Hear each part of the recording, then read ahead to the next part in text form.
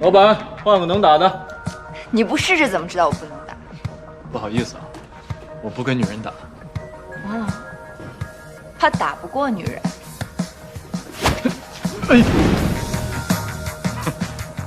行了，姑娘，我就看你这2下子，我敢保证你没好好练过，对吧？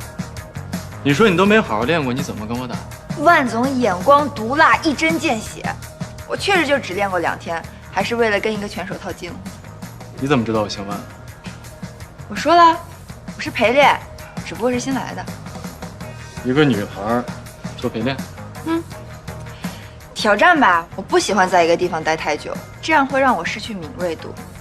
看似在一个安全的地方待着，其实已经危机四伏，就像您在摩天那样。你到底是什么人啊？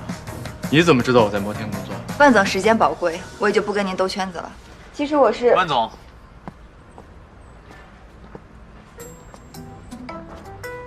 哟，转行做陪练了。怎么又是你呀？你们俩认识啊？不认识？他就是追您到深圳那个猎头。为什么每次你都跟我捣乱？万总，请你给我一个机会。我们万总怜香惜玉，不想跟女人打，可是我就没有这种顾虑了。你跟我打，打赢了我帮你求情。你说的啊？哎，好，那你们切磋啊，我有事先走，不好意思。哎，万总，我还没……你是不是做什么事儿都这么认真？少废话，来，动手吧！这么大火气啊？几千万烧起来的火能不大吗？什么几千万？你不需要懂，我现在需要发泄发泄，撞上我算你倒霉了。你真要打？不然你以为呢？其实你说的没错，金石确实是一个更好的选择。万总不愿意离职，是因为他对摩天有感情，他不是一个投机分子，所以要说服他，你必须找到他的软肋，然后一击命中，就跟你刚刚打拳一样。所以你是在帮我？这么明显都看不出来了。那你刚刚是在演戏？你说呢？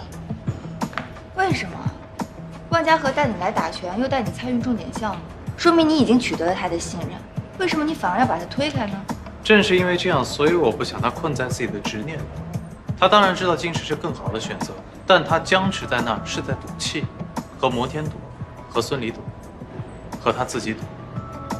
他不想认输。信不信由你，我只是希望他能有打开自己内心的机会。软肋是什么？他女儿。详细的资料都在这儿，但是首先你得先追上万总，不然神仙都帮不了你。